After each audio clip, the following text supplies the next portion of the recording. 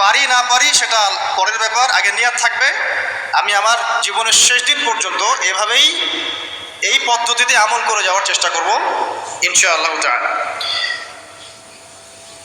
শুরুটা করতে হবে এখান থেকে যে আজকে এশার নামাজ যখন হয়ে যাবে, এশার নামাজ এখানে হয় হয়তোবা 9টায় বা 9:15টায়, প্রত্যেকটা মসজিদে এভাবেই হচ্ছে। 9টায় হোক আর 9:15তেই হোক আমরা এশার নামাজ জামাতে পড়ার চেষ্টা করবো ইনশাআল্লাহ তাআলা। জামাতে নামাজ পড়ার পরে বাসায় গিয়ে খাওয়া দাওয়া করেই ঘুমিয়ে পড়তে হবে। আজকে থেকে আমাদের ট্রেনিং শুরু, কিভাবে আমি আমার জীবনের পুরো বিষয়টাকে ইবাদত হিসেবে কাটাবো, এটা ট্রেনিং শুরু হবে এখান থেকে, এশার নামাজের পর থেকে। এই জায়গায় যদি আমরা ভুল করি, এই জায়গায় যদি আমরা ভুল করি বা এই বিষয়টা শক্ত করে আঁকড়ে ধরতে ব্যর্থ হই, তাহলে বাকি সব কাজগুলো ভেস্তে যাবে। এটা ভালো করে মাথায় রাখবেন। প্রথম কাজ কি? এশার নামাজের পরে কি করবেন? ঘুমিয়ে যাবেন। এখন এশার নামাজের পরে যদি খাবার খান, তারপরে কিছুক্ষণ পড়াশোনা করে হাঁটাহাঁটি করে ঘুমাবেন, কারণ খাবার খাওয়ার সাথে সাথেই বিছানায় যাওয়া উচিত নয়।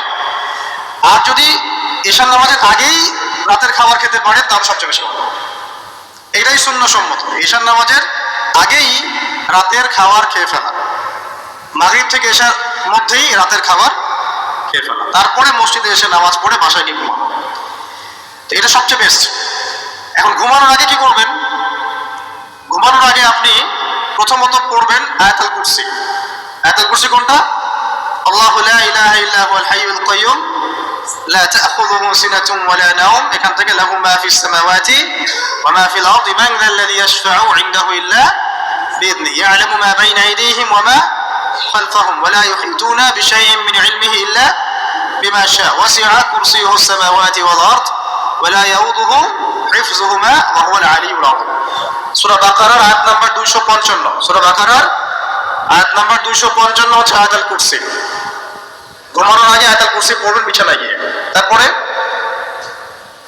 সূরা বাকারার শেষের 3টা আয়াত পড়বেন। সূরা বাকারার শেষের 3টা আয়াত, লিল্লাহি মা ফিস সামাওয়াতি ওয়া মা ফিল আরদ, এখান থেকে শুরু করে ফানসুরনা আলাল কওমিল কাফিরিন পর্যন্ত এই শেষের 3টা আয়াত অবশ্যই পড়বেন।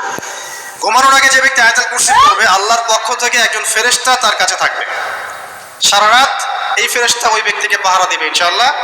কোনো বিপদ আপদ তাকে স্পর্শ করবে না ইনশাআল্লাহ। রাতের বেলা অনেক বিপদ হতে পারে, চুরি হতে পারে, ডাকাতি হতে পারে, তারপরে আপনার দুষ্ট জিন শয়তান উৎপাত করতে পারে। এছাড়া আপনার জাদুবিদ্যার কাজ হয় রাত্রেবেলা, মানুষ এগুলো করতে পারে, কুফরি কালাম করতে পারে, ক্ষতিকর প্রাণী আপনাকে কামড় দিতে পারে, অনেক কিছু হতে পারে। আপনি তো ঘুমের মধ্যে আছেন, আপনি জানেন না কি হচ্ছে। অতএব আয়াতুল কুরসি পড়বেন, ইনশাআল্লাহ আল্লাহ পাক আপনাকে হেফাজত করবেন ইনশাআল্লাহ। আর সূরা বাকারার শেষের 3টা আয়াত কেন পড়বেন? কারণ নবী সাল্লাল্লাহু আলাইহি ওয়াসাল্লাম বলেছেন, রাতের বেলা সূরা বাকারার 3টা আয়াত যে ব্যক্তি পড়বে, সারা রাত যদি আপনি নফল নামাজ পড়তেন যে নেকি হতো, এই 3 আয়াত পড়ার মাধ্যমে সেই নেকি হয়ে যাবে ইনশাআল্লাহ। ঠিক আছে? সারা রাত ধরে নফল নামাজ পড়া কি কষ্টকর না? এটা সবচেয়ে সহজ হচ্ছে আপনার সূরা বাকারার শেষের 3টা আয়াত পড়বেন, ঘুমিয়ে যাবেন ইনশাআল্লাহ। সারা রাতের নেকি আপনার আমলনামায় লেখা হবে। এগুলো শুধু বললেই হবে না আর শুনলেই হবে না, আমল করতে হবে কবে থেকে? ইনশাআল্লাহ আজকে থেকে। আল্লাহ পাক সবাইকে আমল করার তৌফিক দান করুন, আমিন। এরপর কি করবেন? এরপর 3 কুল পড়বেন। কয় কুল? 3 কুল। কোনটাকে 3 কুল বলে? বিসমিল্লাহির রহমানির রহিম, কুল হুয়াল্লাহু আহাদ এটা একটা, কুল আউযু বিরাব্বিল ফালাক এটা একটা, কুল আউযু বিরাব্বিন নাস এটা একটা। এই 3টা সূরা কার মুখস্থ নাই? এমন কেউ কি আছে যে এই 3টা সূরা মুখস্থ নাই? আছে? যদি থাকে তার গলায় দড়ি দেওয়া উচিত। যদি এমন কেউ থেকে থাকে মুসলিম সমাজে যার এই 3 কুল মুখস্থ নাই, তার গলায় দড়ি দেওয়া উচিত লজ্জায়। আত্মহত্যা করতে উৎসাহিত করছি না। ও যে পরীক্ষার রেজাল্ট খারাপ হলে আত্মহত্যা করে না, দেখেন না? তারও আগে তো তোমার লটকানো উচিত ছিল এই জন্য যে তুমি 3 কুলই পড়তে পারো না। মুসলিম সমাজে বড় হয়ে মুসলিম পরিবারে জন্মগ্রহণ করে 3 কুল যে পড়তে পারে না, তার কি দরকার আছে বেঁচে থাকার? কোন মুখ নিয়ে আল্লাহর সামনে দাঁড়াবেন? কোন মুখ নিয়ে নবী সাল্লাল্লাহু আলাইহি ওয়াসাল্লামের সামনে যাবে? ইয়া রাসূলুল্লাহ, আপনার উপরে পুরো 30 পারা কোরআন নাযিল হয়েছিল, আমি 3 কুলই মুখস্থ করতে পারি নাই, আমার জন্য সুপারিশ করেন। এই কথা কোন মুখ নিয়ে বলতে যাবে? তবে কোরআন একটা কিতাব, আলহামদুলিল্লাহ। একজন হিরোইন খোরও দেখবেন দেখবেন সূরা ফাতিহা বলতে পারে, কোরআনের মুজিজা। সবার মনের মধ্যে আল্লাহ পাক কোরআন ঢুকিয়ে দিবেন, তবে চেষ্টা থাকতে হবে না, চেষ্টা করতে হবে। বাচ্চাদেরকে শেখান, বাচ্চাদেরকে লাড়া লাপ্পা না শিখিয়ে বাচ্চাদেরকে ভালো কিছু শেখান। নাহলে এইসব সন্তানরা, এইসব যুবক যুবতীরা বড় হয়ে যে ফিল্ম স্টারদের পিছনে দৌড়াবে, পর্ন স্টারদের পিছনে দৌড়াবে। বিদেশ থেকে কোনো মেয়ে যদি বাংলাদেশে আসে নাচতে, এদেরকে দেখতে টিকিট কাটতে যাবে 12,000 15,000 টাকা দিয়ে। সুসন্তান মানুষ করে যান, কুলাঙ্গার প্রজন্ম জন্ম দিয়ে কি দরকার? এর চেয়ে বাচ্চা নেওয়ারই দরকার নাই। বাচ্চা কাচ্চা এভাবেই মানুষ করবেন, তাহলে নেওয়ারই দরকার নাই ভাই। বন্ধা থাকেন, বিয়েই করার দরকার নেই আপনার। বাচ্চা তো মানুষ করতে পারছেন না। আল্লাহ পাক আমাদেরকে বোঝার তৌফিক দেন। 3 গুণ পড়ে ঘুমাবেন। 3 গুণের মধ্যে একটা সূরা ইখলাস, একটা সূরা ফালাক, একটা সূরা নাস। কি হবে না পড়লে? নবী সাল্লাল্লাহু আলাইহি ওয়াসাল্লাম বলছেন, দৃশ্য বা অদৃশ্য, মানে যা দেখা যায়, যা দেখা যায় না, এই দৃশ্য অদৃশ্যের জগতের কোনো ক্ষতি তাকে স্পর্শ করবে না। প্রোটেকশন, আল্লাহর পক্ষ থেকে প্রোটেকশন। আর এটা যখন রাতে পড়বেন তখন এভাবে পড়বেন, একবার সূরা ইখলাস, কুল হুয়াল্লাহু আহাদ, তারপর সূরা ফালাক, কুল আউযু বিরাব্বিল ফালাক, তারপর সূরা নাস, কুল আউযু বিরাব্বিন নাস পড়ে 2 হাত একত্রিত করে ফু দিবেন। দিয়ে মাথা থেকে নিয়ে এভাবে, পুরো মাথা থেকে নিয়ে পুরো বডি এভাবে মাসাজ করবেন, এভাবে। ঠিক আছে? এটা 3 বার করবেন, একবার না। একবার করবেন, আরেকবার, 3 বার। এরপরে পড়বেন সূরা কাফিরুন। কোন সূরা? কুল ইয়া আইয়ুহাল কাফিরুন লা আ'বুদু মা তা'বুদুন। এই সূরাটা পড়বেন লাকুম দীনুকুম ওয়ালিয়া দীন পর্যন্ত। কি হবে? আল্লাহর রাসূল সাল্লাল্লাহু আলাইহি ওয়াসাল্লাম বলছেন যে রাতের বেলা ঘুমানোর আগে কেউ যদি সূরা কাফিরুন তেলাওয়াত করে ঘুমিয়ে যায়, আল্লাহ পাক ওই ব্যক্তিকে শিরকের পাপ থেকে মুক্ত রাখবে ইনশাআল্লাহ। আমি অনেক লেকচারে বলেছি, আবার বলছি, যে যত মানুষ জাহান্নামে যাবে, হাজারে যে 999 জন মানুষই জাহান্নামে যাবে, তাদের আমলনামার মূল পাপটা হচ্ছে শিরক। কথা বুঝতে পারছেন? এই যে হাজারে যে পুরো 99% মানুষ জাহান্নামে যাচ্ছে, এটা তো হাদিস। তার মধ্যে যারা জাহান্নামে যাবে তাদের আমলনামায় সবচেয়ে কমন যে পাপটা থাকবে সেটা হলো কি? শিরকের পাপ। কারণ শিরক ছাড়া আল্লাহ পাক যে কোনো পাপ তওবা করলেই যাকে ইচ্ছা মাফ করে দিতে পারেন। শিরকরত অবস্থায় কোনো মানুষ যদি মারা যায়, তাহলে সে ব্যক্তি জাহান্নামে যাবে, এটাই চূড়ান্ত। ইল্লা মাশাআল্লাহ। তো সূরা কাফিরুন যদি আপনি তেলাওয়াত করেন, আল্লাহ পাক আপনাকে শিরক থেকে বাঁচাবেন। শিরক সম্পর্কে বিস্তারিত জানার জন্য আপনি পড়েন কিতাবুত তাওহীদ। কোন বই? কিতাবুত তাওহীদ। এই বইটাকে পড়েন, দেখবেন এখানে শিরকের সমস্ত বিষয়গুলো লেখা আছে। কোন কোন কাজ করলে শিরক হয়, কোন কোন কথা বললে শিরক হয়, কি চিন্তা করলে শিরক হয়। মনে রাখেন, এই যুগে সবচেয়ে বেশি যে পাপে মানুষ ডুবে আছে এটা হলো শিরকের পাপ। শুধু শিরক নিয়ে আমি আলাদা লেকচার দিব ইনশাআল্লাহ, কারণ এখন শিরকের আলোচনা শুরু করলে আর প্রোডাক্টিভ মুসলিম আলোচনা করতে পারবো। এটা এত ডিটেলস একটা সাবজেক্ট। মনে রাখবেন, শিরক চিন্তায় হয়, কথায় হয় এবং কাজে হয়। এই 3 শ্রেণীর শিরকের বিস্তারিত বিবরণ দেওয়া আছে কিতাবুত তাওহীদ নামক একটা বই। বাজারে কিনতে পাওয়া যায়, পড়ে দেখবেন। আর কি? রাতের বেলা শোয়ার আগে পড়বেন 33 বার সুবহানাল্লাহ, 33 বার আলহামদুলিল্লাহ এবং 34 বার আল্লাহু আকবার। আল্লাহর পক্ষ থেকে আপনার শরীরে শক্তি আসবে। এটা যারা নিয়মিত আমল করে, আল্লাহর পক্ষ থেকে তাদের শরীরে শক্তি।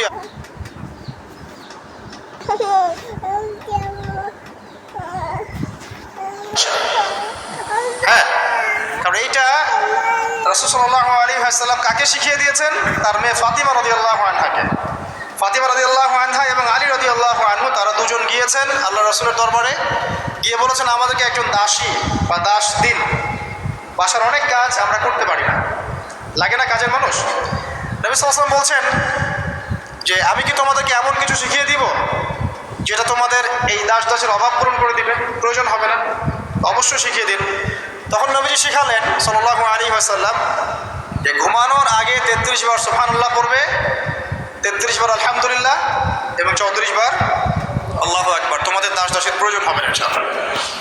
তোর ব্যাখ্যায় অনেক ওলামায়ে কেরাম বলেছেন যে এটা নিয়মিত আমল করতে থাকলে রোগ ব্যাধি কম হয়, শরীরে শক্তি আসে, এনার্জি বাড়ে, আপনি নিজের কাজ নিজেই করতে পারবেন ইনশাআল্লাহ।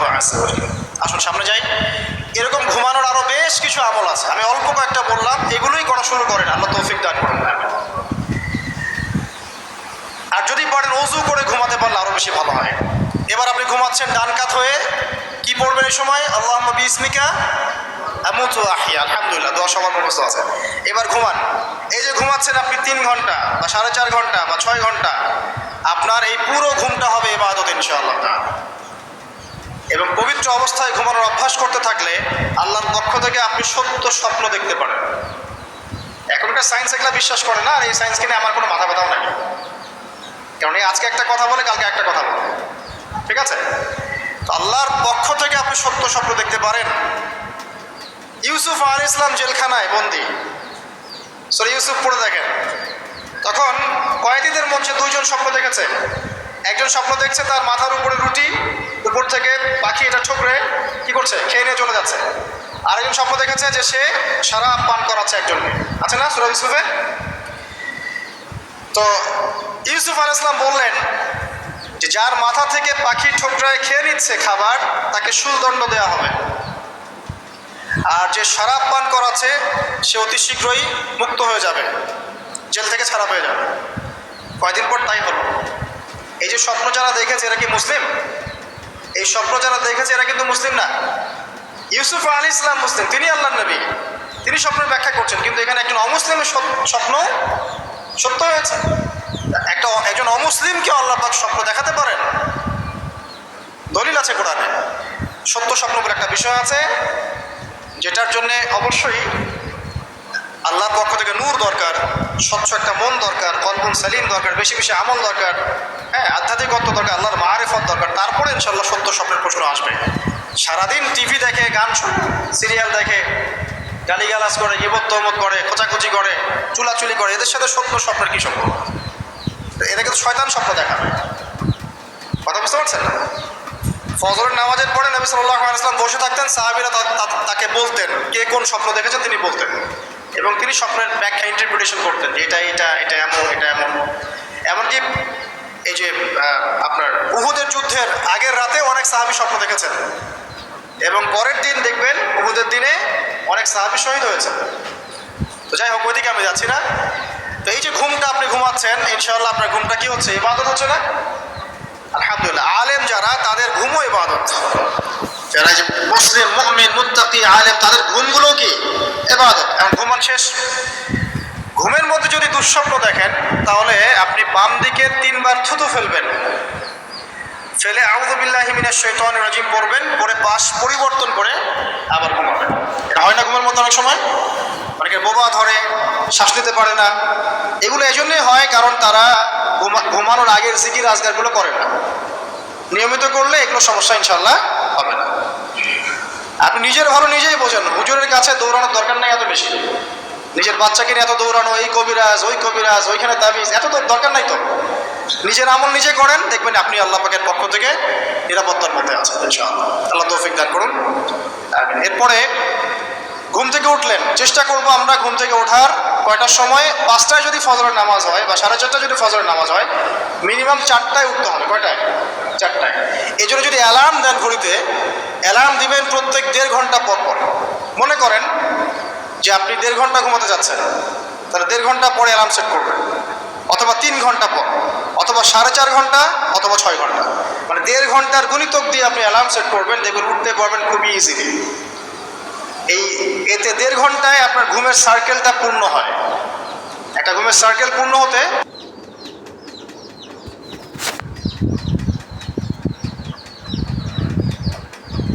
1.5 ঘন্টার মতো সময় লেগে যায়। তো এটা একটা ট্রিক বললাম আপনাদেরকে, আপনি করতে পারেন।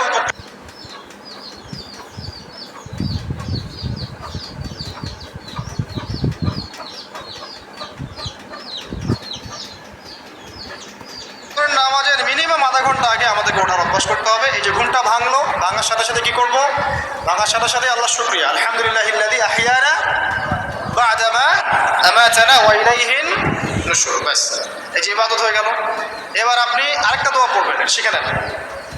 আপনি পড়বেন লা ইলাহা ইল্লাল্লাহ ওয়াহদাহু লা শারীকা লাহু লাহুল মুলকু ওয়া লাহুল হামদ ওয়া হুয়া আলা কুল্লি শাইইন কাদির সুবহানাল্লাহ আলহামদুলিল্লাহ ওয়া লা ইলাহা ইল্লাল্লাহ আল্লাহু আকবার লা হাওলা ওয়া লা কুওয়াতা ইল্লা বিল্লাহ আল্লাহুম্মা ইগফিরলি।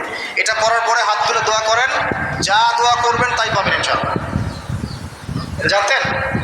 জানতেন না?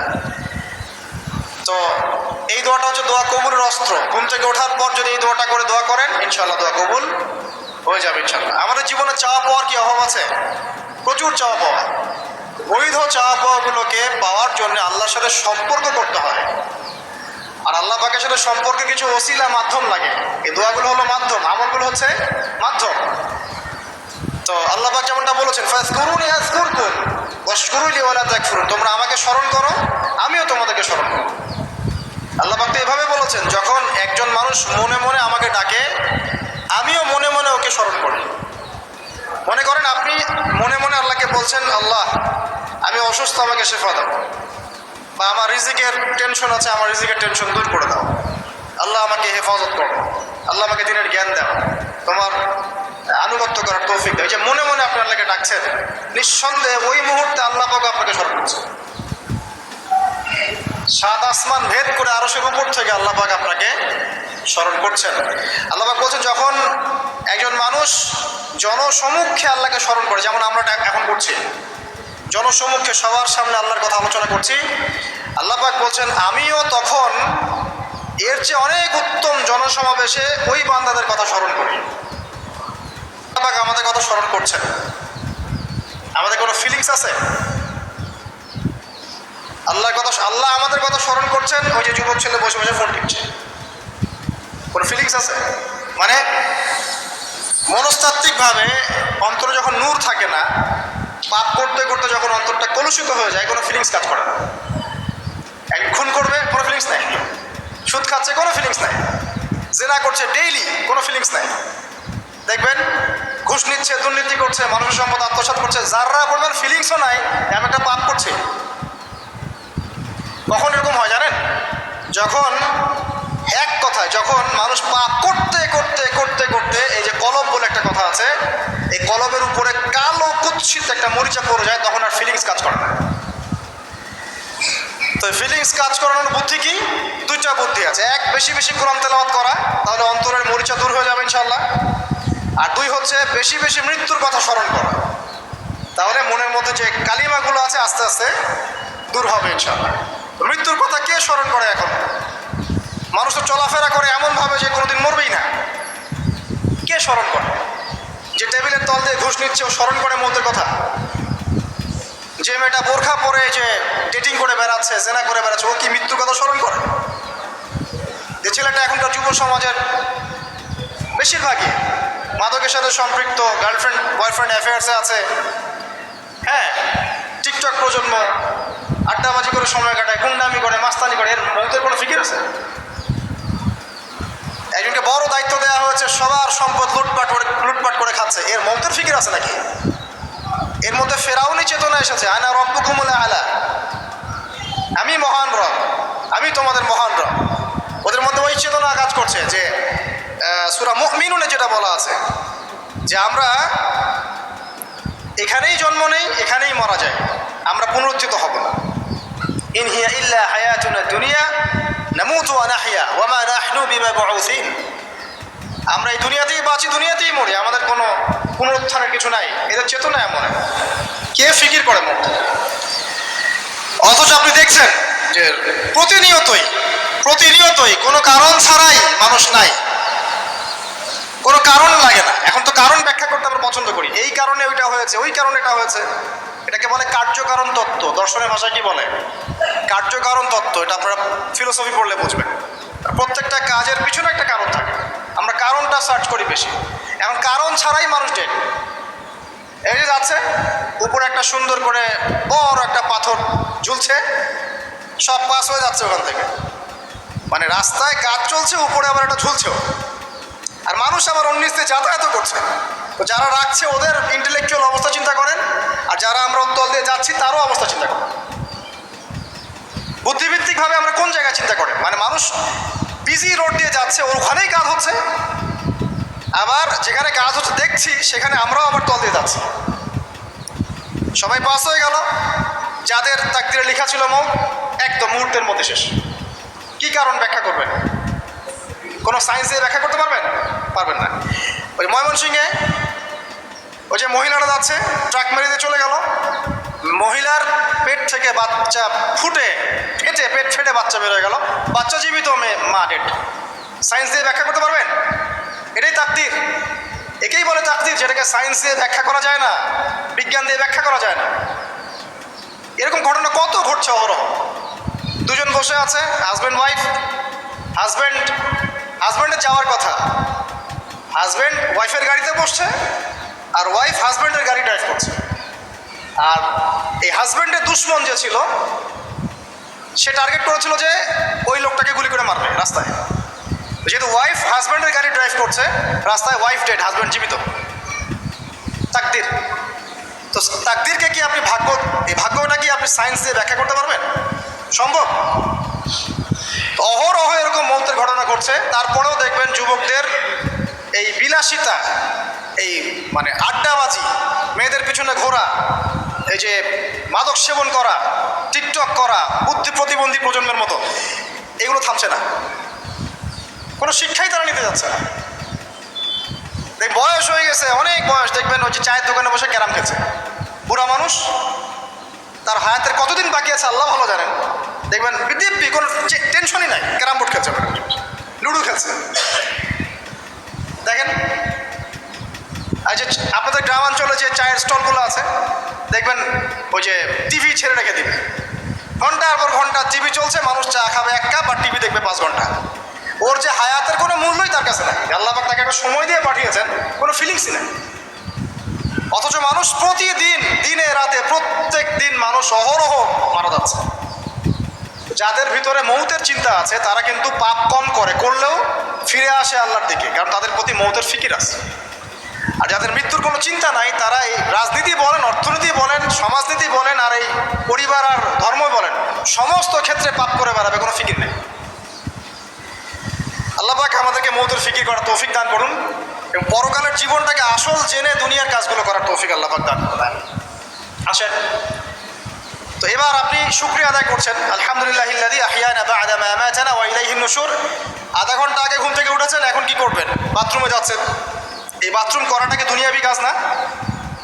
এই কাজটা ইবাদত হবে যদি আমি ঢোকার সময় বাম পা দিয়ে ঢুকি আর বলি, কি বলি? আল্লাহুম্মা ইন্নী আউযু বিকা মিনাল খুবসি ওয়াল খাবাইস। এখন বাথরুম করতে আপনার 10 মিনিট লাগুক আর 15 মিনিট লাগুক আর 5 মিনিট লাগুক, এই পুরো সময়টা নেকি পাবেন না। সুবহানাল্লাহ। আর কি চাই? বের হব, এখন বের হওয়ার সময় কি বলবো? গুফরানাকা, নেকি পাচ্ছেন। একটা দোয়া আছে, আলহামদুলিল্লাহিল্লাযী আযহাবা আনিল আযান ওয়া আফানি গুফরানাকা। এবার আপনি ওযু করবেন।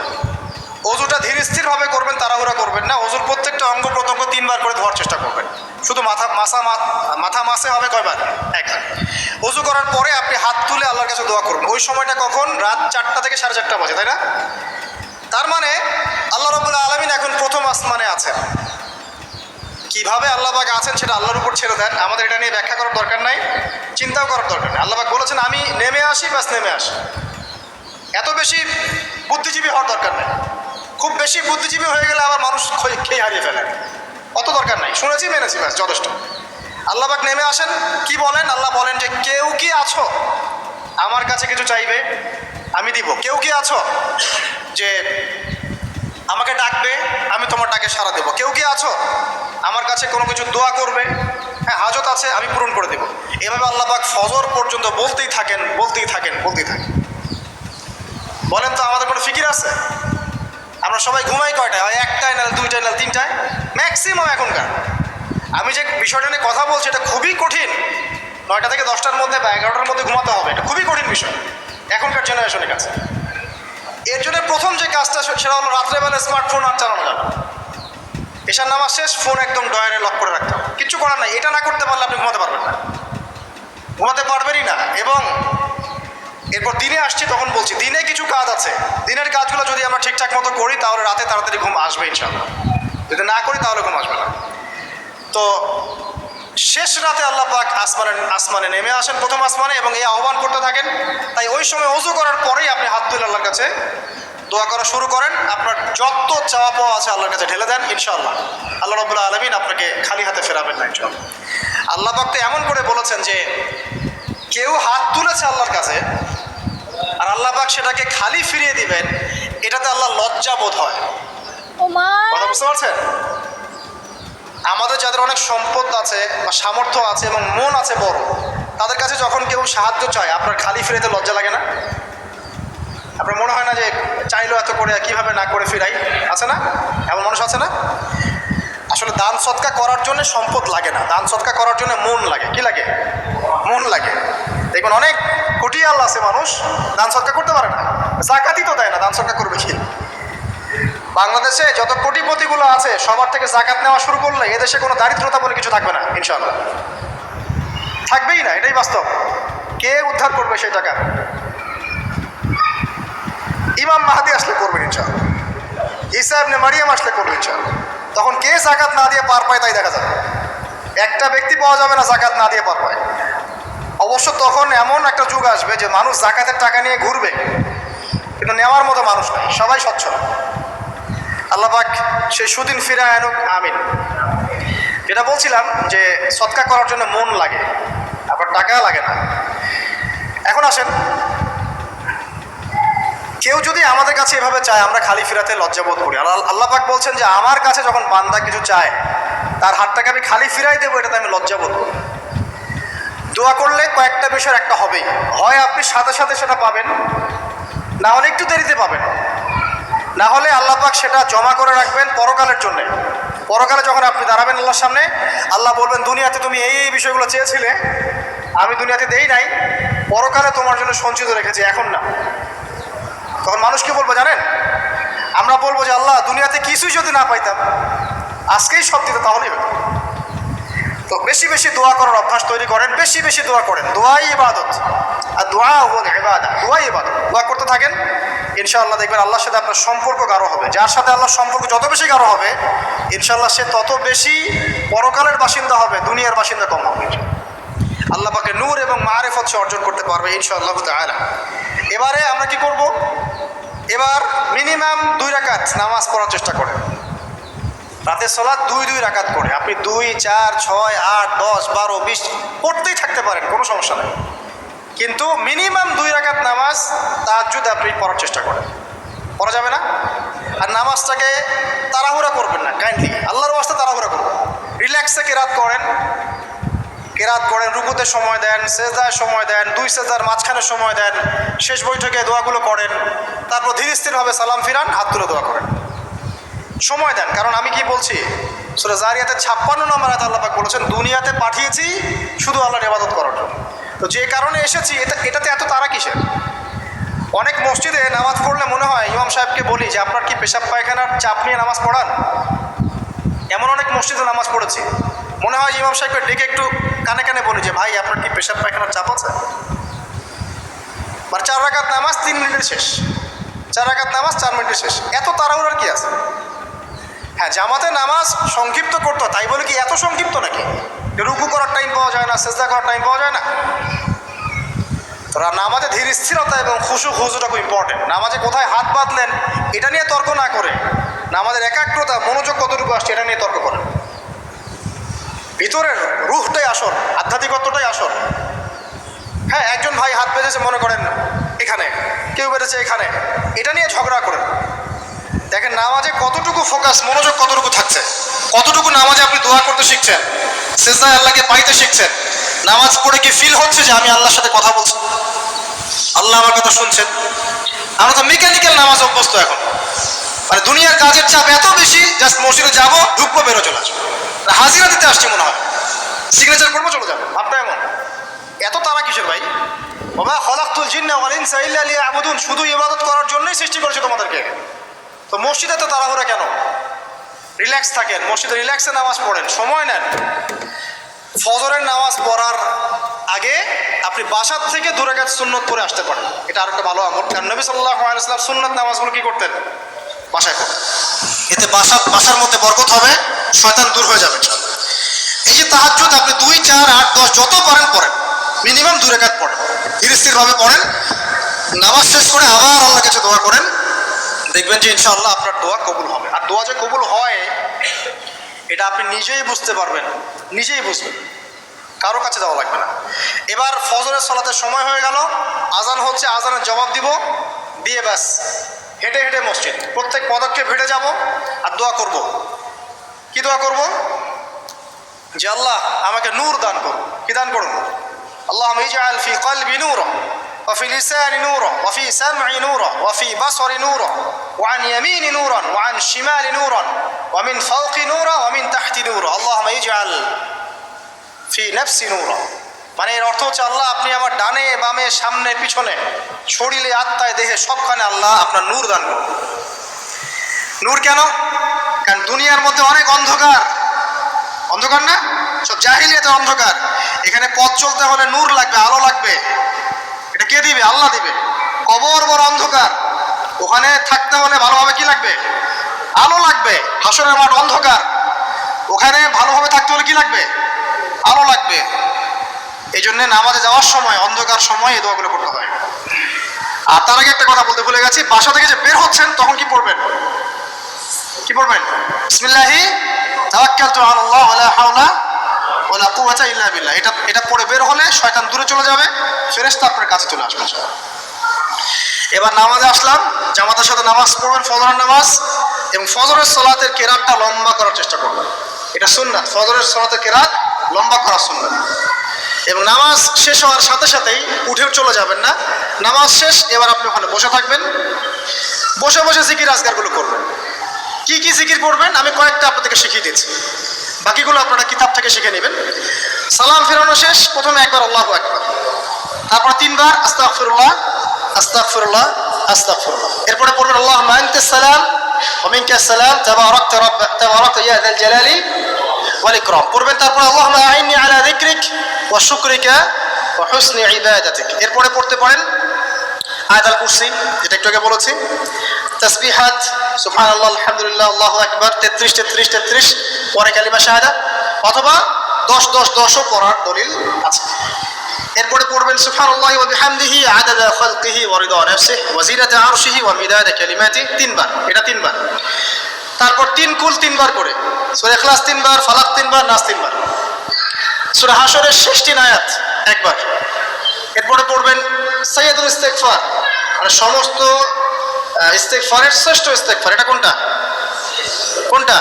আল্লাহুম্মা আনতা রাব্বি লা ইলাহা ইল্লা আনতা খালাকতানি আনা আবদুক ওয়া আনা আলা আহদিক ওয়া ওয়া'দিক মাসতাতা'তু আউযু বিকা মিন শাররি মা সানা'তু আবু'ু লাকা বিনি'মাতিকা আলাইয়া ওয়া আবু'ু বিযামবি ফাগফির লি ফাইন্নাহু লা ইয়াগফিরু যুনুবা ইল্লা আনতা। এটা যে পড়বে সকালে পড়ে যদি রাতের মধ্যে মারা যায় জান্নাত ইনশাআল্লাহ, আবার সন্ধ্যায় পড়ে যদি সকালের আগে মারা যায় জান্নাত ইনশাআল্লাহ। এত বড় অস্ত্র, এত বড় একটা সুযোগ।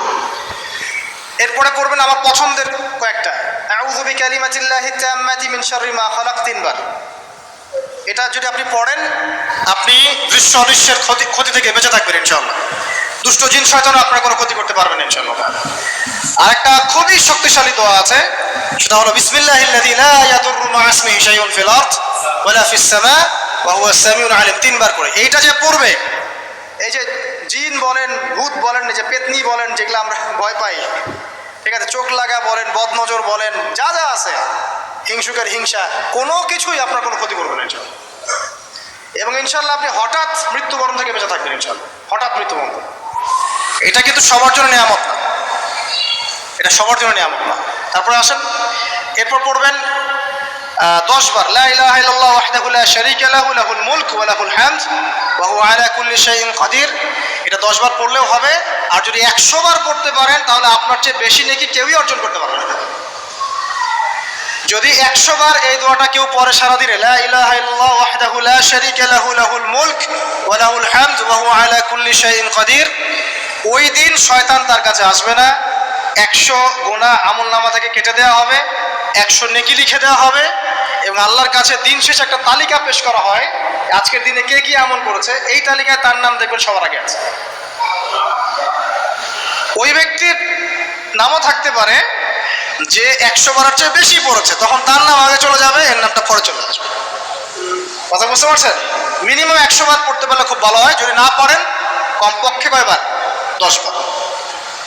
আসেন, এরপরে পড়বেন 10 বার দরুদ শরীফ, আল্লাহুম্মা সাল্লি আলা মুহাম্মাদ ওয়া আলা আলি মুহাম্মাদ, যেটা আছে দরুদ ইব্রাহিম, এটা পড়তে পারেন, অথবা ছোট করে পড়তে পারেন আল্লাহুম্মা সাল্লি ওয়া সাল্লিম আলা নবীনা মুহাম্মদ, এটা পড়লেও হবে, অথবা আল্লাহুম্মা সাল্লি আলা মুহাম্মদ ওয়া সাল্লিম, এতটুকু পড়লেও ইনশাআল্লাহ হক আদায় হয়ে যাবে। 10 বার যে ব্যক্তি দরুদ পড়ে সকালে সন্ধ্যায়, নবী সাল্লাল্লাহু আলাইহি ওয়াসাল্লাম তার জন্য পরকালে সুপারিশ করবেন ইনশাআল্লাহ। যদি আমরা নবীজির সুপারিশ পেতে চাই, দরুদের কোনো বিকল্প নাই, বেশি বেশি দরুদ পড়তে থাকেন, তার সুন্নাহ অনুসরণ করেন, বেশি বেশি দরুদ পড়তে থাকেন, মিনিমাম সকালে 10 বার, সন্ধ্যায় 10 বার, ইনশাআল্লাহ আল্লাহ নবী সুপারিশ করবেন ইনশাআল্লাহ তাআলা। আর কাছে রাদিতু বিল্লাহি রাব্বান ওয়া বিল ইসলামি দীনান ওয়া বি মুহাম্মাদিন সাল্লাল্লাহু আলাইহি ওয়াসাল্লাম নবিয়্যা, এর একটা বড় ফজিলত আছে। কি ফজিলত? যে ব্যক্তি এই দোয়াটা সকাল সন্ধ্যা 3 বার করে পড়ে, কিয়ামতের মাঠে আল্লাহ পাকের উপর হক হয়ে যাবে, ওয়াজিব হয়ে যাবে, আল্লাহ ওই ব্যক্তিকে সন্তুষ্ট করে দিবেন ইনশাআল্লাহ। সন্তুষ্ট করে দিবেন মানে কি? ইনশাআল্লাহ সে জান্নাতে যাবে। আরেকটা আছে, এটা বলে শেষ করি, হাসবি আল্লাহু লা ইলাহা ইল্লাহু আলাইহি তাওয়াক্কালতু ওয়া হুয়া রাব্বুল আরশিল আযীম, এটা পড়তে হবে 7 বার। কয়বার? 7 বার। তাহলে কি হবে? আপনার দুনিয়া আখিরাতের যে চাওয়া পাওয়াগুলো আছে, এর জন্য আল্লাহ পাকই আপনার জন্য যথেষ্ট হয়ে যাবে ইনশাআল্লাহ, কাউকে লাগবে না। এইগুলা ফরজ নামাজ, মানে ফজরের নামাজ জামাতে পড়ার পরে বসে বসে এইগুলো করতে থাকবেন। যদি দোয়া আগে করা হয়, নামাজের মোনাজাত যেটা হচ্ছে আমাদের সমাজে, এটা যদি আগে করে ফেলা হয়, তাহলে দোয়ার পরে বসে থাকবেন, বসে বসে এগুলো পড়তে থাকবেন। যদি পড়েন, ইশরাকের নামাজটা পড়ে মসজিদ থেকে বের হতে পারেন। ইশরাকের নামাজ মানে ফজরের সূর্য উঠে যাওয়ার পরে 2 রাকাত নফল পড়ে যে ব্যক্তি যাবে বাসায়, মানে প্রথমে ফজরের নামাজ জামাতে পড়েছে, জিকির আজকার করেছে, ইশরাকের সময় হয়েছে, নামাজ পড়ে বের হলো, এই ব্যক্তির আমল নামায় একটা কবুল হজের নেকি দেওয়া হবে, একটা কবুল উমরার নেকি দেওয়া হবে ইনশাআল্লাহ। এগুলো খুবই সহজে আমল করা যায়। এরপরে আপনি বাসায় ফিরে গিয়ে বা মসজিদেই কোরআন তেলাওয়াত করবেন।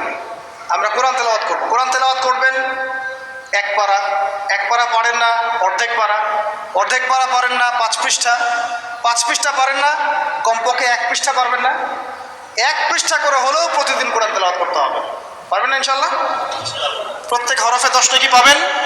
কোরআন আপনার পক্ষে সুপারিশ করবে ইনশাআল্লাহ, এবং এই কোরআন আপনাকে ছায়া দিবে, সূরা বাকারা আলে ইমরানের মতো ছায়া দিবে কিয়ামতের মাঠে। এবং এটা নবী সাল্লাল্লাহু আলাইহি ওয়াসাল্লাম যেটা বলেছেন, আল কোরআন হুজ্জাতুল লাকা ওয়া আলাইক, এটা তোমার পক্ষে সাক্ষী দিবে অথবা বিপক্ষে সাক্ষী দিবে। তো কোরআন তেলাওয়াত করবেন। এরপরে আমরা কি করি? আমরা হয়তো যে যার মতো চলে যাই, কেউ স্কুলে চলে যান, নাস্তা করেন।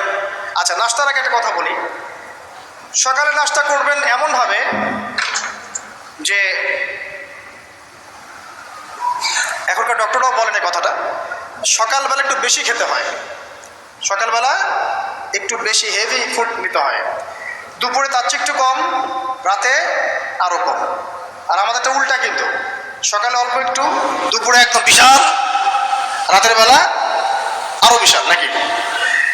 তো নিয়মটা হচ্ছে এই যে সকালে খেতে হয় বেশি, সারাদিন আপনাকে কাজ করতে হবে, সকালে আপনাকে বেশি হাইজেনিক ভালো ফুড খেতে হবে, দুপুরে তার চেয়ে একটু কম, আর রাতে তার চেয়ে কম।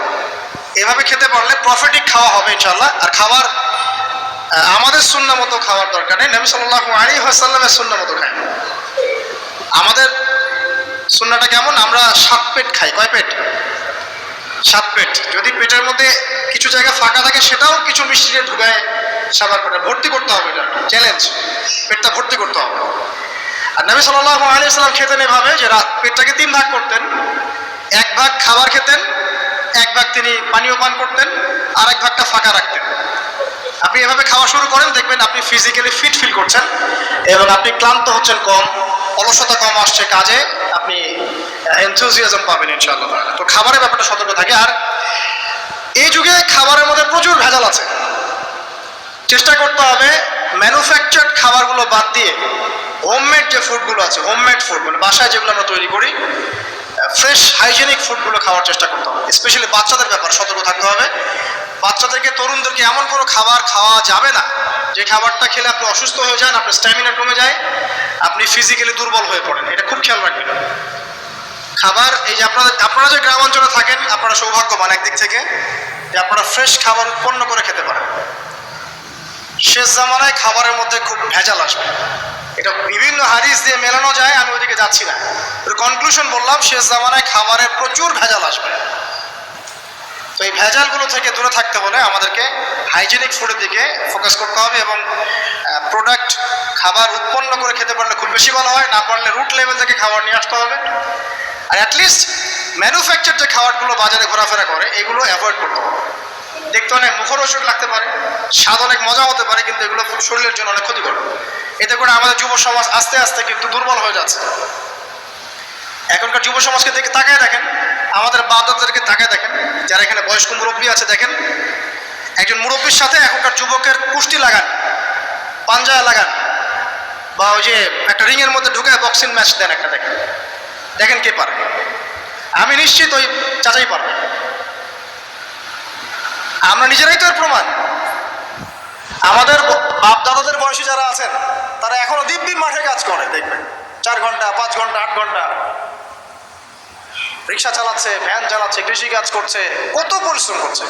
আর আমাদের যুব সমাজে তাকায় দেখেন না আপনি, একটু চেহারাগুলো দেখেন, চেহারাগুলো তাকায় দেখেন, চাপাগুলো বসে গেছে গাঁজা খেতে খেতে, হিরোইন খেতে খেতে দেখবেন চাপাগুলো বসে গেছে একদম, চোখগুলো ঢুকে গেছে একদম মাদক খেতে খেতে। হ্যাঁ, হস্তমৈথুন করতে করতে শরীর রোগা, চলতে পারে না।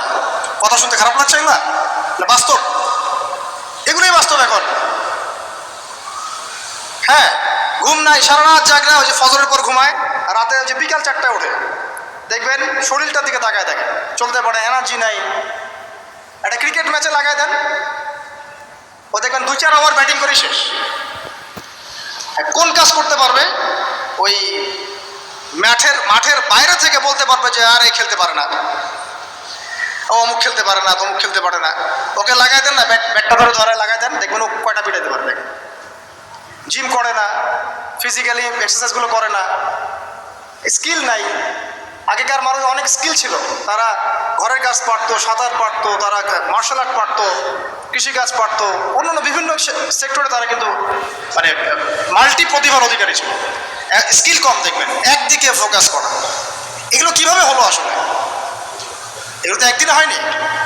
সারাদিন দেখবেন ফোনে, আর ওই মেয়ের পিছনে, আর কফি শপে, অথবা মিউজিকের কোনো ইনস্ট্রুমেন্ট নিয়ে বসে আছে, অথবা এর মাঝে যদি কেউ মন্দের ভালো থেকে থাকে সে দেখবেন টিকটক করছে। এইগুলাই এখনকার পুরুষদের মধ্যে, এই ইয়াং জেনারেশনের মধ্যে ওই শৌর্য বীর্য গায়েরতটা পাওয়া যায় না। দেখবেন গায়েরত একটা ব্যাপার আছে, গায়েরত শৌর্য বীর্য এটা নাই। এর অন্যতম একটা কারণ এটাও, এখানে খাদ্যাভ্যাসের একটা ব্যাপার আছে। ফিজিক্যালি তারা ফিট না। তো আল্লাহ পাক এই বিষয়গুলো আমাদের বোঝার তৌফিক দান করুন। সব কিছু রিলেটেড। আপনাকে যদি একজন প্রোডাক্টিভ মুসলিম হতে হয়, শারীরিকভাবে আপনাকে ফিট থাকতে হবে, মেন্টালি ফিট থাকতে হবে, আপনাকে মানসিকভাবে শক্ত থাকতে হবে, চ্যালেঞ্জ নেওয়ার ক্ষমতা থাকতে হবে, অহেতুক সময় নষ্ট করা যাবে না। যে কাজ ফাহেসা, দুনিয়াবি কাজ, পরকালের কোনো স্বার্থ নাই, ওখানে সময় নষ্ট করা যাবে না। ঠান্ডা মাথায় প্ল্যান করতে হবে যে আমি আমার জীবনে কি করতে চাই, কার পরে আমি কি করব, কার পরে কি করব, আমার প্ল্যান থাকতে হবে।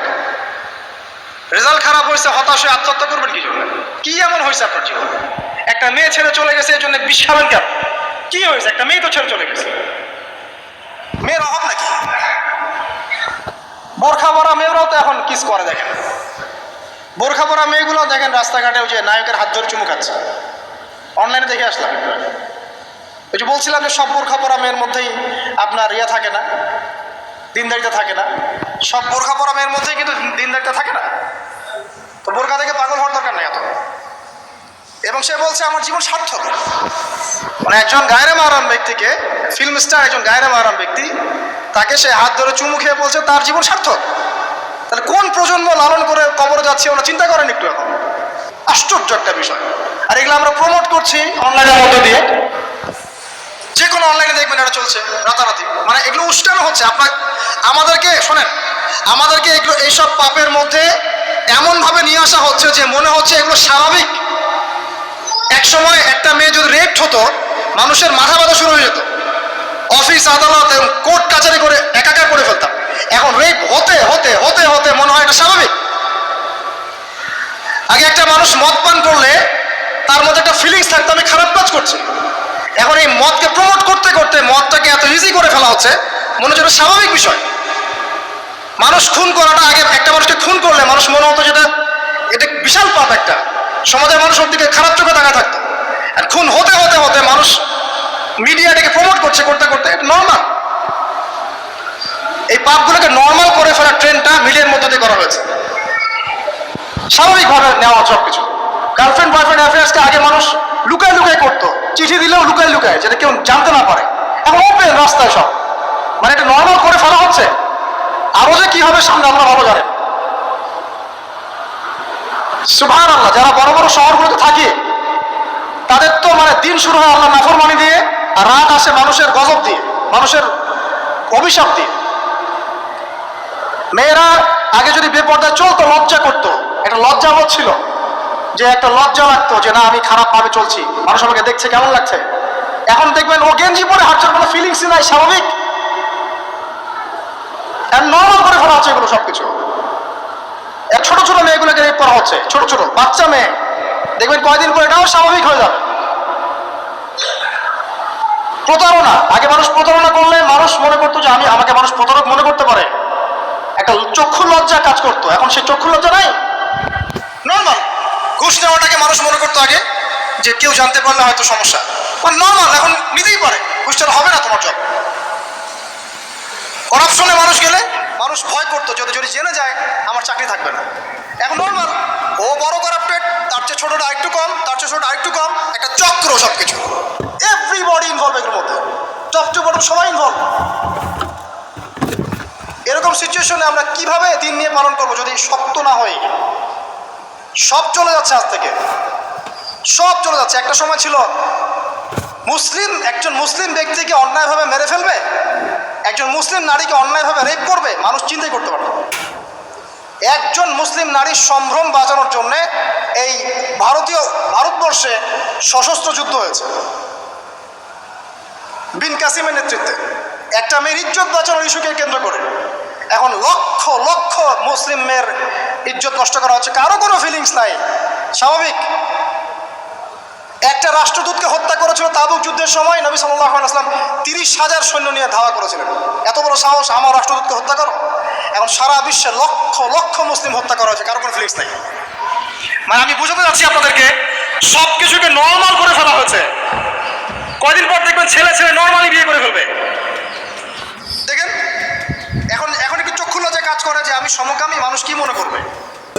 আস্তে আস্তে দেখবেন এমন সময় আসবে ও মনে করবে যে নর্মাল। সবকিছুকে এই মিডিয়ার মধ্যে দিয়ে নর্মাল করা হচ্ছে। এসব মিডিয়াগুলো ইউজ করা থেকেও দূরে থাকা উচিত। আল্লাহ পাক আমাদেরকে হেফাজত করুন। আমি আসুন, ফজরের সালাতের কথা বলছিলাম, আমি অনেক দূরে চলে গেছি। জাস্ট পড়েন, ফজরের নামাজ পড়েন, সময়টা কাজে লাগান। আমি বলছি সময়গুলোকে কাজে লাগান। ফজরের পর খাওয়া দাওয়া করবেন, রাসূলের সুন্নাহ মতো খান, ইবাদত হবে ইনশাআল্লাহ। এরপরে আপনি কিছুটা সময় এক্সারসাইজ করেন, খেলেন, মাঠে গিয়ে খেলেন, কোনো সমস্যা নাই। ওই টিকটক চালানোর চাইতে, পর্ন দেখার চাইতে মাঠে গিয়ে খেলেন। মাঠে ফুটবল খেলেন আধা ঘন্টা, বা ক্রিকেট খেলেন, বা এমন কোনো খেলা খেলেন যে খেলাটাতে আপনার শারীরিক কসরত হচ্ছে, তাও খেলেন। অথবা এগুলোতে সুযোগ না থাকলে আপনি চলে যান জিমে গিয়ে জিম করেন, ফিজিক্যালি কাজ করেন। অথবা মাঠে গিয়ে আপনার বাবাকে সাহায্য করেন, আপনার বাবা যে গেছে মাঠে তাকে সাহায্য করেন। আল্লাহ পাক আমাদেরকে তৌফিক এনায়েত করুন, আমিন। ফিজিক্যালি ফিট থাকার চেষ্টা করা হোক। এরপরে আসেন, সকাল 10টার দিকে যখন চলে আসবো আমরা, তখন আমরা চেষ্টা করবো 2 রাকাত চাশতের নামাজ পড়ার জন্য, বা সালাতুদ দুহা যেটাকে বলা হয়। সালাতুদ দুহা যে ব্যক্তি পড়বে তার রিজিকে আল্লাহর পক্ষ থেকে বরকত নেমে আসবে ইনশাআল্লাহ। এরপর কি করবেন? এরপর আমরা হয় কেউ যাবো স্কুলে, কেউ কলেজে, কেউ হয়তো অফিসে, কেউ ব্যবসায়। আমরা এখন সবাই আমাদের এক কর্মক্ষেত্রে যাব। যারা শিক্ষাক্ষেত্রে যাব স্টুডেন্ট হিসেবে, তারা চেষ্টা করব কি, আমরা চেষ্টা করব যে আমরা যে জ্ঞানটা অর্জন করছি এই জ্ঞানটাকে যেন ইসলামের কল্যাণে কাজে লাগাতে পারি। আপনি জেনারেল লাইনেই পড়েন আর মাদ্রাসা লাইনেই পড়েন, একই নসিহত। আর যারা মাদ্রাসা লাইনে পড়বেন, সকালবেলা উঠে মাদ্রাসায় যাবেন, তারা নিঃসন্দেহে আল্লাহর বাছাইকৃত বান্দা, সৌভাগ্যবান বান্দা। তাদের উচিত হবে না দিনের জ্ঞানটাকে দুনিয়ার জন্য ব্যয় করা। তাদের উপর বেশি দায়িত্ব পড়তে হবে যে তারা যেন দিনের জ্ঞানটাকে দিয়ে আল্লাহর জমিনে দিনটার প্রচার এবং প্রসার ঘটায়। আল্লাহ পাক তাদেরকে কবুল করুন, আমরা দোয়া করি। তো পড়াশোনা করতে যারা যাব আমরা এই চিন্তা করে যাব। যারা পড়াতে যাব তারাও চিন্তা করব যে এমন কিছু শেখাবো যেটা শিখলে আমার স্টুডেন্টের পরকালটা টিকবে, দুনিয়াতেও কল্যাণ হবে, পরকালটাও টিকবে ইনশাআল্লাহ। জেনারেল নলেজগুলো খুব ইম্পর্টেন্ট। ইসলামিক নলেজগুলোর সাথে সাথে আমাদেরকে অবশ্যই ইংরেজি বলেন, সায়েন্স বলেন, এই যে আপনার ম্যাথামেটিক্স বলেন, পলিটিক্যাল সায়েন্স বলেন, জিও পলিটিক্স বলেন, ইকোনমিক্স বলেন, মেডিকেল সায়েন্স বলেন বা ইঞ্জিনিয়ারিং বলেন, এগুলো পড়তে হবে, জানতে হবে। না জানলে আমরা কি করব? আমরা কিন্তু বহিঃপৃষ্ঠ থেকে ছিটকায় চলে আসবো, আমরা কিন্তু ওদেরকে চ্যালেঞ্জ করতে পারবো না। তো এই জন্য কোরআন সুন্নাহ জ্ঞানের সাথে এই জ্ঞানগুলোও লাগবে। অতএব যে যেখানে পড়াশোনা করছেন অনেস্টির সাথে পড়াশোনা করেন, আপনার জ্ঞানটাকে ইসলামের কল্যাণে কাজে লাগানোর চেষ্টা করবেন ইনশাআল্লাহ। এটা গেল এডুকেশন সেক্টর। যারা আমরা ব্যবসায় যাব, রাতে তাহাজ্জুদ পড়েছি, ফজর জামাতে পড়েছি, ইশরাক পড়েছি, এখন কি ব্যবসায় গিয়ে মাপে কম দিব? ওখানে ইবাদত নাই, ওখানে ব্যবসায় মাপে কম দেওয়া যাবে না। ওখানে গিয়ে কি আমি মাল মজুত করব? ওখানে গিয়ে কি আমি মালের মধ্যে পণ্যে ভেজাল দিব, মিশাবো? একজন সৎ এবং অনেস্ট ব্যবসায়ী, নবীজি বলছেন সাল্লাল্লাহু আলাইহি ওয়াসাল্লাম, একজন সৎ এবং অনেস্ট ব্যবসায়ী কিয়ামতের মাঠে নবীদের সাথে থাকবে ইনশাআল্লাহ। আর যারা মাপে ভেজাল দিবে, পণ্যে ভেজাল দিবে, অন্যকে ঠকাবে, নবীজি বলছেন মান ওয়াশানা ফালাইসা মিন্না, যে ব্যক্তি মানুষের সাথে ধোঁকাবাজি করে, প্রতারণা করে, মাপে কম দেয়, ঠকায়, মজুত করে, জনগণকে কষ্ট দেয়, গভর্নমেন্টকে চাপে ফেলে, এরা আমাদের উম্মতের অন্তর্ভুক্ত। অতএব ব্যবসা করলেই যে পার পেয়ে যাবে এমন নয়। ব্যবসা করতে হবে করার মতো আমানতদারিতার সাথে। অবশ্যই মাপ ঠিক রাখতে হবে, মজুতদারি করা যাবে না, আমাদের পণ্যের ভেজাল মিক্স করা যাবে না, কৃত্রিম সংকট তৈরি করা যাবে না। এগুলো যদি করেন তাহলে আপনার নাম যেমন উম্মতে মুহাম্মাদি থেকে কাটা পড়ে যায়, দুনিয়াতে আল্লাহর পক্ষ থেকে দুইটা আযাব আসে। এক হচ্ছে ওই জনগণের মধ্যে, ওই জনসমষ্টির মধ্যে দুর্ভিক্ষ নেমে আসতে পারে এবং বৃষ্টিপাত বন্ধ হয়ে যেতে পারে। আরেকটা হচ্ছে ওই জনগণের উপরে জালেম শাসককে আল্লাহ পাক চাপিয়ে দিবেন। এটা আযাব কাদের কারণে আসলো? এক শ্রেণীর ব্যবসায়ীর কারণে আসলো। কিছু কিছু মানুষের ফলে সারা নেশন সাফার করে। যেমন এই যে যারা দেখবেন অনলাইন অফলাইনের মধ্যে অশ্লীলতা ছড়িয়ে বেড়াচ্ছে, নোংরামি, ফাহেসা, বেপরদামি এগুলো ছড়িয়ে বেড়াচ্ছে, এদের কারণে সমাজের মধ্যে এমন সব রোগ ব্যাধি আসবে যেগুলো আগে আমরা নামও শুনি নাই। এটা হাদিস। যারা মুসলিম সমাজের মধ্যে মানে বাদ্যযন্ত্রকে হালাল মনে করে নিবে, মদকে হালাল মনে করে নিবে, জেনাকে হালাল মনে করে নিবে, এইসব মানুষদের কারণে ভূমি ধসের আযাব আসবে এবং আকৃতি পরিবর্তনের আযাব আসবে। শেষ জামানার হাদিসগুলো পড়ে দেখেন। তো এখানে পাপ করছে এক শ্রেণীর মানুষ, ফলাফল ভোগ করছে সবাই। সো যারা ভালো মানুষ তাদের উচিত হবে এগুলোকে প্রোটেক্ট করা, ডিফেন্ড করা। আর আমাদের কাছে এরাই রকস্টার, যারা মুসলিম সমাজের মধ্যে বেপরদামি, অশ্লীলতা, ফাহেসা এগুলো ছড়িয়ে দিচ্ছে যে না, এরা আমাদের আইডল। এখন ওদের পোস্টার বাসায় লাগিয়ে রাখে, ওদের সাথে একবার দেখা করতে পারলে জীবন সার্থক হয়ে যায়। আল্লাহর কাছে ওদের কি দাম আছে যতক্ষণ না তওবা করে ফিরে আসছে? একজন ভ্যান চালক, একজন ইমানদার ভ্যান চালক, রিক্সা চালক যে 5 ওয়াক্ত নামাজ পড়ে, সে আল্লাহর কাছে ওর চেয়ে অনেক বেশি সম্মানিত। ওই ভ্যান চালকের কাছে কি অটোগ্রাফ নেন আপনি? রিক্সাওয়ালার কাছে কি অটোগ্রাফ নেন? এইসব এই হ্যামিলনের বাসিওয়ালার পিছনে না গিয়ে এরা যুব সমাজকে টেনে নিয়ে যাচ্ছে অশ্লীলতার দিকে, ফাহেসা কাজের দিকে, বেফাস কাজ, কোনো পরকালীন কোনো স্বার্থ নাই। বিনোদনের নামে, সংস্কৃতির নামে এরা মানুষকে দিকে টেনে নিয়ে যাচ্ছে। আর আমাদের যুব সমাজ, তোমাদেরকে আমি আইডল দেখাবো ইনশাল্লাহ পরের লেকচারগুলোতে। খালিদ বিন ওয়ালিদ তোমার আইডল, আলী ইবনে আবি তালিব তোমাদের আইডল, মুহাম্মদ সাল্লাল্লাহু আলাইহি ওয়াসাল্লাম তোমার আইডল,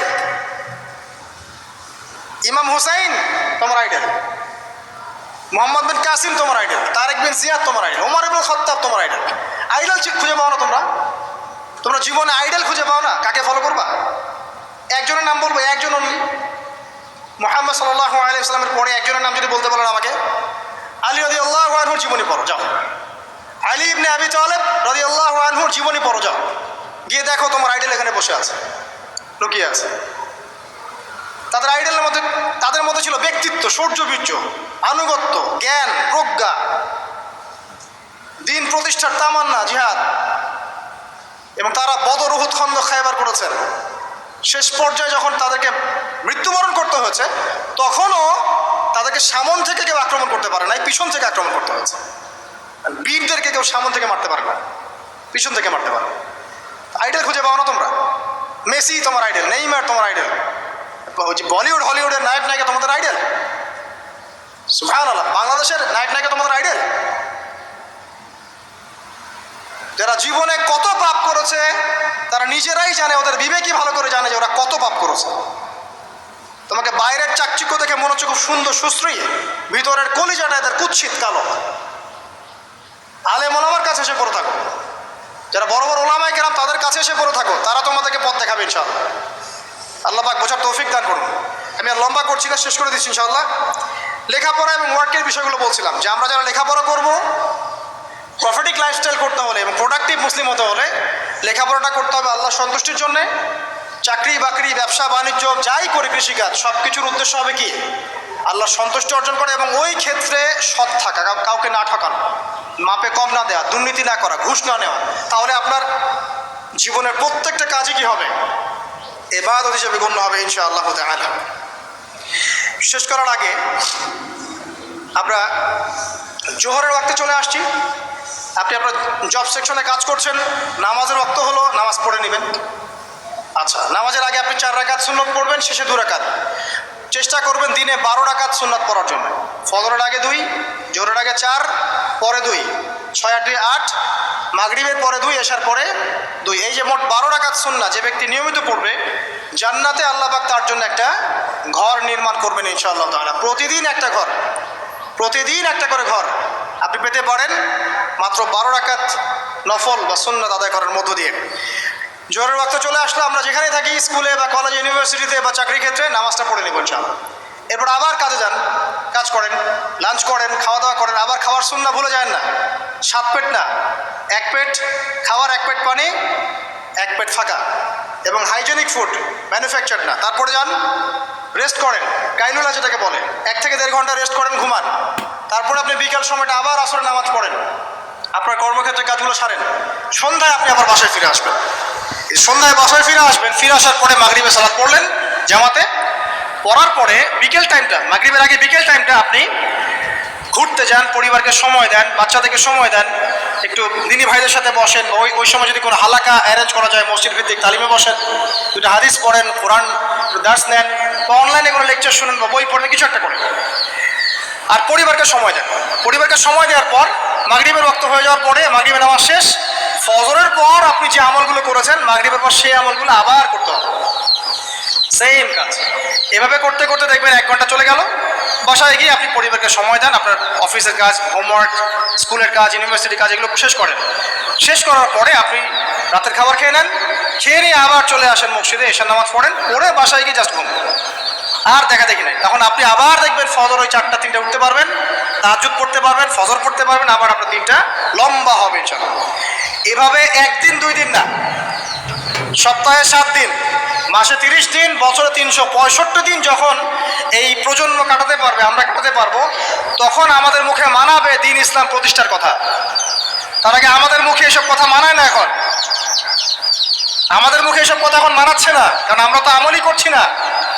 আমাদের ঈমান আকীদা ঠিক নাই, আমাদের প্রফিটিক লাইফস্টাইলই তো নাই, নবী সাল্লাল্লাহু আলাইহি ওয়াসাল্লামের মতো লাইফস্টাইলই তো নাই আমাদের। তাহলে আমাদের দ্বারা কেমন করে দ্বীনের পতাকা আল্লাহর জমিনে প্রতিষ্ঠিত হবে বলেন তো দেখি? এভাবে যখন একটা উম্মাহ গড়ে উঠবে, খুবই ডিফিকাল্ট, এটা কিন্তু অনেক বড় চ্যালেঞ্জ। আমি এটাই সবচেয়ে বিগ টাস্ক এখন, যে এই আমরা যারা আছি, আমাদের ইয়াং তরুণ প্রজন্ম, আমাদের মা বোন, বাচ্চা কাচ্চা এবং আমাদের বৃদ্ধ, সবাই মিলে যখন এইভাবে মুভ করবে, তখন দেখবেন একটা জাতি সকাল থেকেই সজাগ, সকাল থেকেই জাতি সজাগ। যেমন একটা চমৎকার একটা আইন করা হয়েছে না, রাত 8টায় সব বন্ধ, খুবই ভালো। কেউ অ্যাপ্রিসিয়েট করুক না করুক, আমি শুরুতেই বলেছি আলহামদুলিল্লাহ, খুব ভালো। অ্যাটলিস্ট এখন 10টায় ঘুমাতে পারবো, তারপরেও দেখবেন 3টার আগে ঘুমাচ্ছে না। কিন্তু আপনি মদিনায় গিয়ে দেখবেন ফজরের পর থেকেই সবকিছু লাইভ, স্কুল, কলেজ, দোকানপাট, অফিস, সব ওপেন।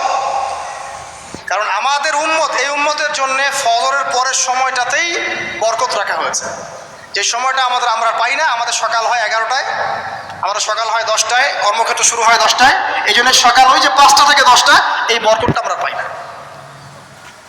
এভাবে যদি আমরা নিয়মিত 24 ঘন্টা কাটাতে পারি, ওই যে আয়াতটা প্রথমে বলেছি, ওয়ামা খালাকতুল জিন্না ওয়াল ইনসা ইল্লা লিয়াবুদুন, আমি জিন এবং মানুষকে শুধুমাত্র আমার ইবাদত করার জন্যই সৃষ্টি করেছি, এই আয়াতটার হক আদায় হবে ইনশাআল্লাহ। ব্যক্তি জীবন সুন্দর হবে ইনশাআল্লাহ, আমাদের পরিবারগুলো সুন্দর হবে ইনশাআল্লাহ, আমাদের যুব সমাজ একটা গতি পাবে, হ্যাঁ, এবং তারা প্র্যাকটিক্যাল বাস্তব বিষয়গুলোকে নিয়ে ব্যস্ত থাকবে, অবাস্তব অলিক জিনিসগুলোর পিছনে ছুটবে না। আমাদের সমাজটা সুন্দর হবে ইনশাআল্লাহ। আস্তে আস্তে দেখবেন উম্মার একটা বড় অংশ ইনশাআল্লাহ আযজা ওয়া জাল আগামী দিনগুলোতে দিনকে এগিয়ে নেওয়ার জন্য এবং দিনকে আল্লাহর জমিনে প্রতিষ্ঠার জন্য শক্তি, মেধা, মনন, তাদের এনথুজিয়াজম সব কিছু আল্লাহর সন্তুষ্টির জন্য ঢেলে দেওয়ার প্রয়াস পাবে ইনশাআল্লাহ তাআলা। তার আগ পর্যন্ত আসলে এগুলো শুধুমাত্র তাত্ত্বিক কথাবার্তা বলে লাভ নাই, প্র্যাকটিক্যালি যখন আমরা এগুলো করতে পারবো ইনশাআল্লাহ তাআলা, তখন দেখবেন সবার মধ্যে একটা ইমানের চেতনা জাগবে, ইমানি চেতনা জাগবে, আমল করার স্পৃহা বাড়বে, ঐক্য বাড়বে, কমিউনিটি বাড়বে, এবং আমাদের হৃদ্যতা বাড়বে, অ্যাক্টিভিটিস বাড়বে, হায়াতেও বরকত হবে, রিজিকেও বরকত হবে, দুনিয়া আখিরাত ইনশাআল্লাহ ভালো হবে। এবং দেখবেন অ্যাজ এ নেশন আমরা সবাই ভালো করবো ইনশাআল্লাহ তাআলা। বিশ্বের বুকে আমরা মাথা তুলে সত্যিকার অর্থে দাঁড়াতে পারবো ইনশাআল্লাহ তাআলা। আল্লাহ পাক আমাদের সবাইকে তৌফিক এনায়েত করুন, আমিন। আজকে আমি